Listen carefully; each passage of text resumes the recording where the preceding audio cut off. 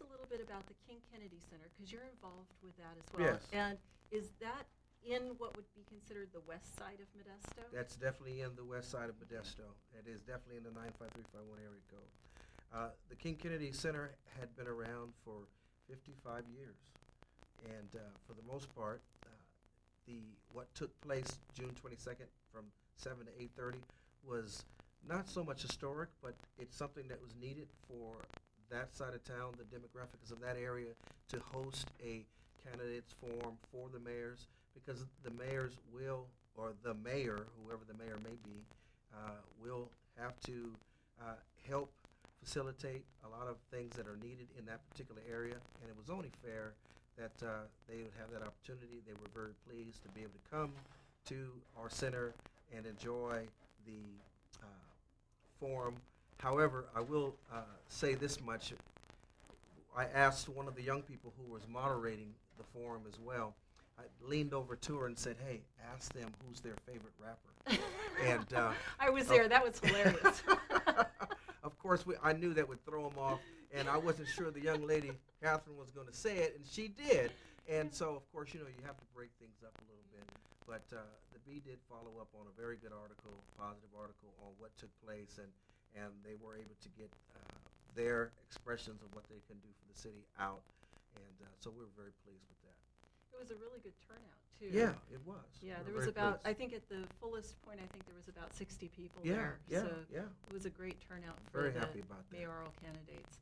I was really impressed that you had the kids involved, Oh, yeah, too, most of all definitely. ages. I mean, Yes, I think the yes. youngest was probably about 14 or 15. About 15, Catherine's 15. Yeah, that was great. With Project Uplift, it's a great mentoring program that's going on in not necessarily the west side of town, but all over. It's a good mentoring program. Tell me a little bit about how you got into the race in 2001. We were talking about this the other day, your story about home base, where you went to home base and you were looking for something. And what were some of the pitfalls? And how do you see what you're doing in the community now as helping the community overcome some of those pitfalls? Well, for the most part, our city council and any and every city council that has a demographic of multiplicities of ethnicities should reflect that culture or that demographics of individuals. And the one thing that brings me to my marching orders every day that I decide to do something that's positive is, me as an African American, I guess you guys figured that out by now. There aren't a lot of role models in the press, as far as in Hollywood, and there's a lot of rappers, and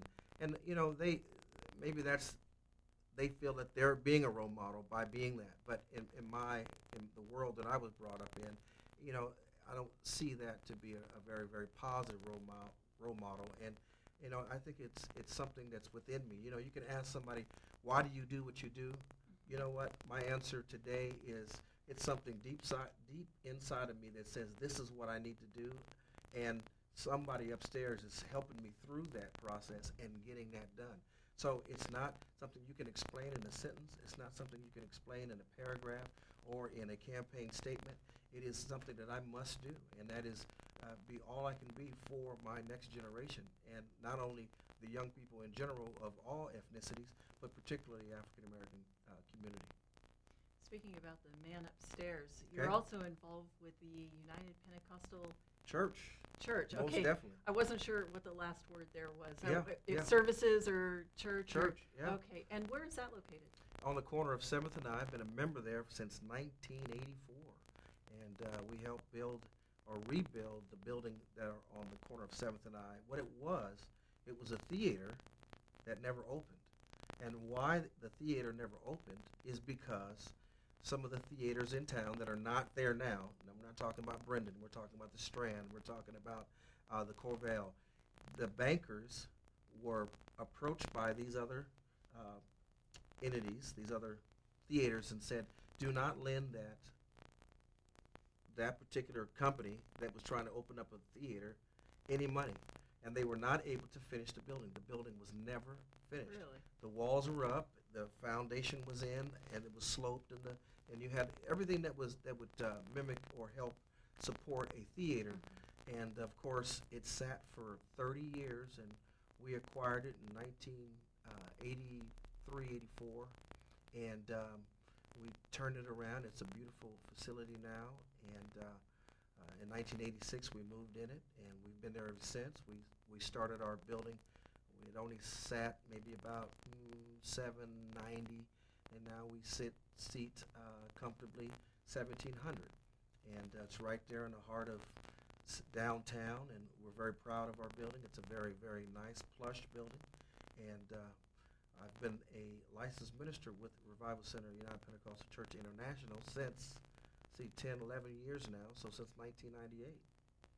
You know, when I said in the introduction about you being a Renaissance man, I wasn't joking. It's like every time I talk with you, there's another layer that I hear about, that you're just so vital in this community. Well, I got a good one for you. Okay, tell me.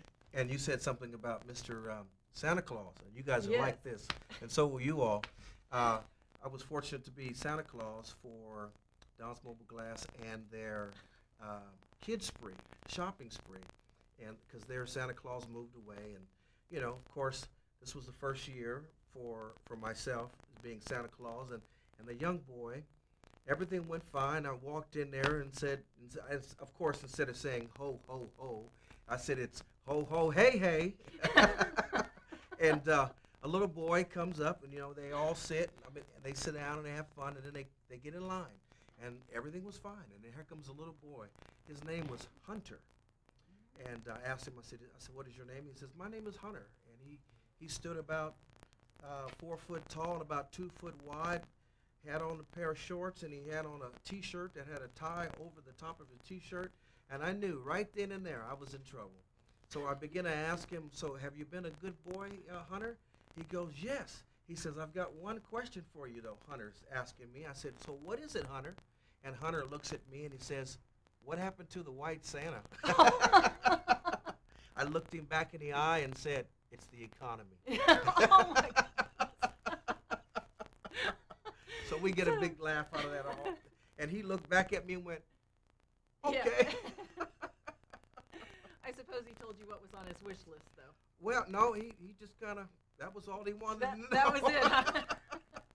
Well, tell us where we can find you at any given time. Have you got a website? Or? You know, as far as what I You're on do. Facebook, right? I am on Facebook. Okay. Jeremiah Williams Facebook, you know, Modesto.